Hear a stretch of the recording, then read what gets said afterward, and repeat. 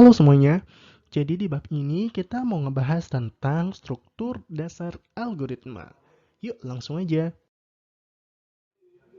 Jadi nih, struktur dasar algoritma sendiri itu dibagi jadi 3. Nah yang pertama tuh yaitu urutan algoritma atau seperti yang kita bahas di video-video sebelumnya tuh.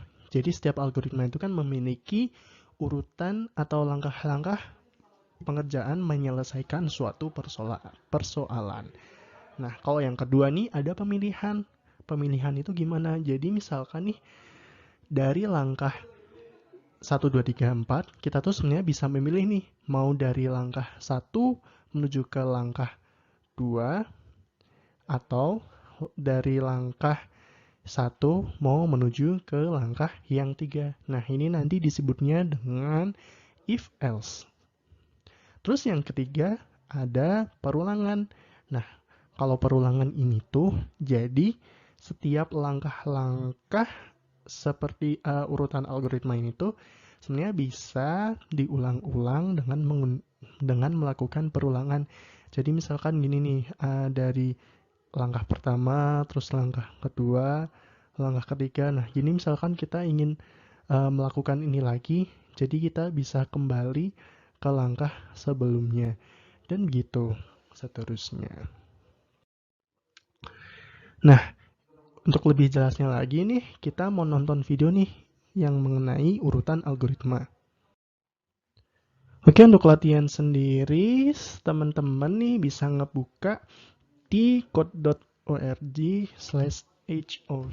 Di situ nih kita bisa mainin game yang cukup menarik ya. Nah, di sini tuh Hour of Code HOC itu. Nah, di sini kita mau jelasin tentang gimana sih urutan algoritma tersebut. Nah, pada game ini masih level 1 ya. Kita jadi diminta agar si ayam merah ini tuh maju beberapa kali supaya nyentuh si hijau-hijau ini.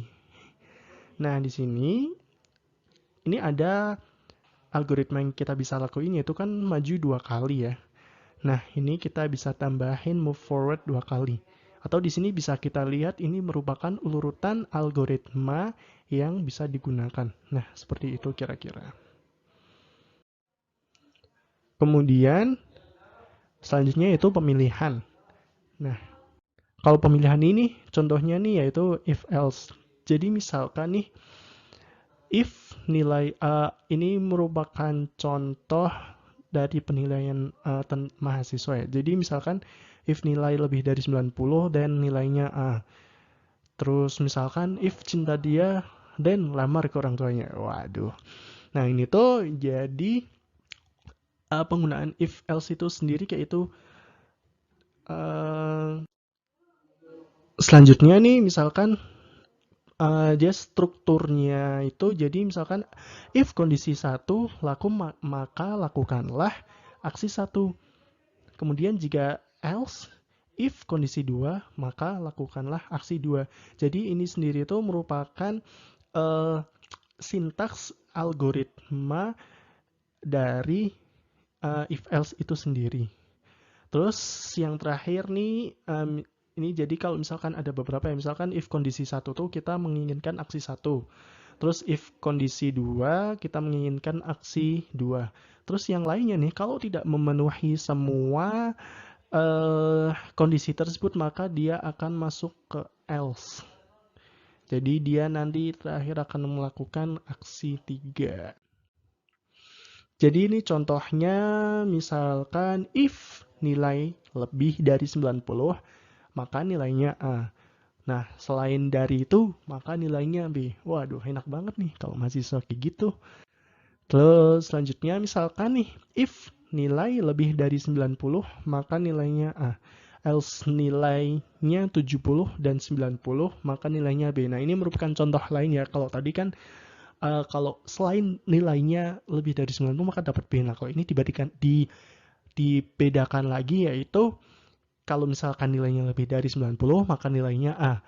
Lah ini masuk ke else if kalau nilainya itu antara 70 dan 90 berarti dia dapat nilai B. Terus selain dari itu, maka dia akan mendapatkan nilai C. Nah, demikian nih teman-teman untuk sintaksnya if else itu sendiri. Oke, terima kasih. Nah, untuk yang perulangan akan dijelaskan di video selanjutnya.